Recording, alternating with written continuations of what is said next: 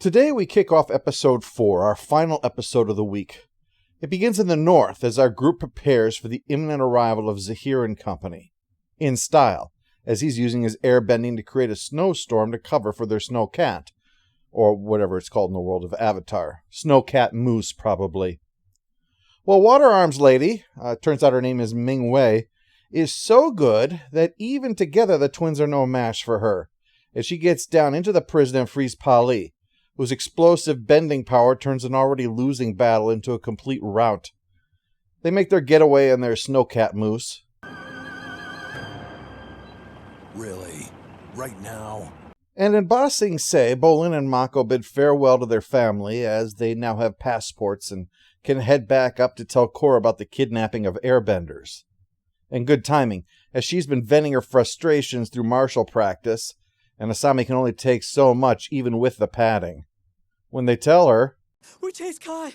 Train slipped away. Lower ring slipped in trash pile."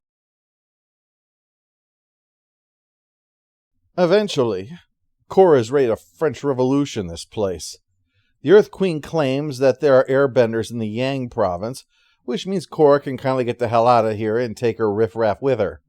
And she's having a reaction to Pabu. Queenie's allergic to animal hair. So, if I find one within 50 feet of me, it's your head. I think she might be speaking literally.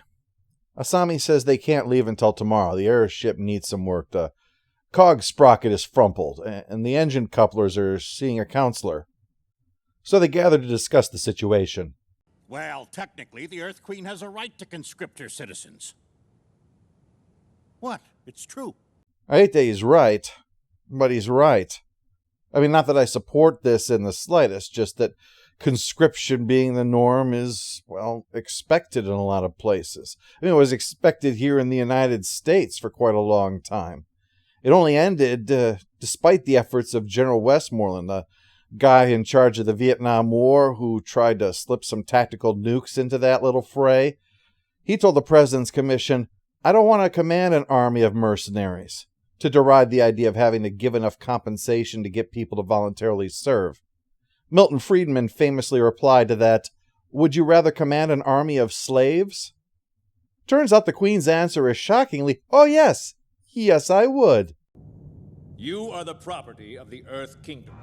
And we're not even going to sugarcoat this. It's the Earth Kingdom. Human resources takes on an entirely different meaning here. Still, as we think about this situation where airbenders are legally being kept as an army of slaves, I think that there are some wise words to give us comfort in this moment. True wisdom begins when we accept things as they are. So I guess we'll leave things well enough alone here. The airbenders spar, and Kai is paired with someone nowhere near his level, and he's punished for refusing to go all out against his opponent. Ba Sing Se really kind of sucks. It shows how bad the old Fire Lord was if it takes him to make them look not quite as bad. Team Avatar needs to find them, and Mako suggests the secret prison under the lake where the Dali used to keep people. Jinora says she could check it out using her astral projection ability if she gets close enough. Except they're not down there. The place is deserted. Makes sense in retrospect. It is a prison, and they're training an army.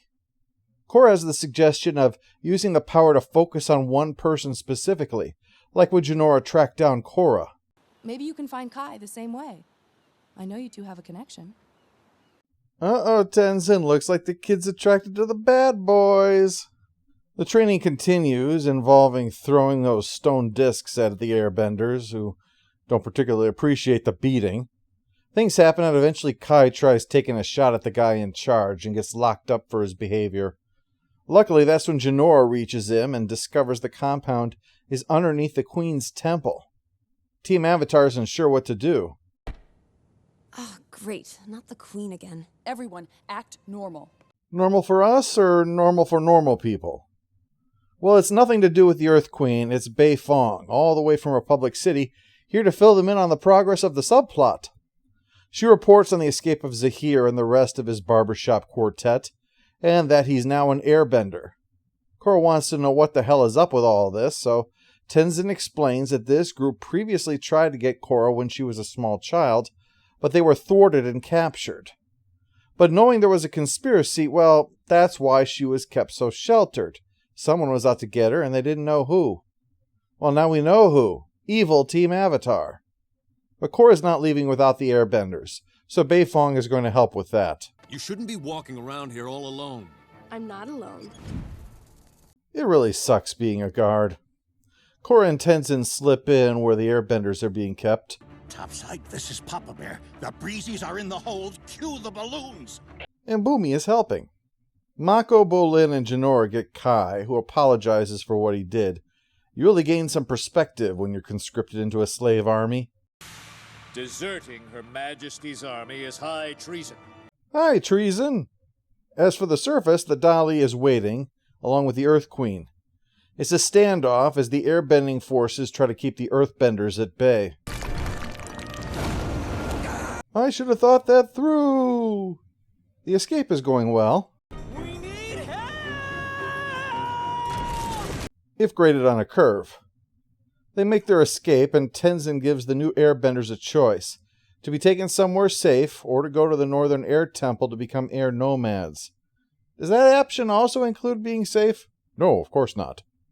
Tomorrow, we'll look back on the first 4 episodes.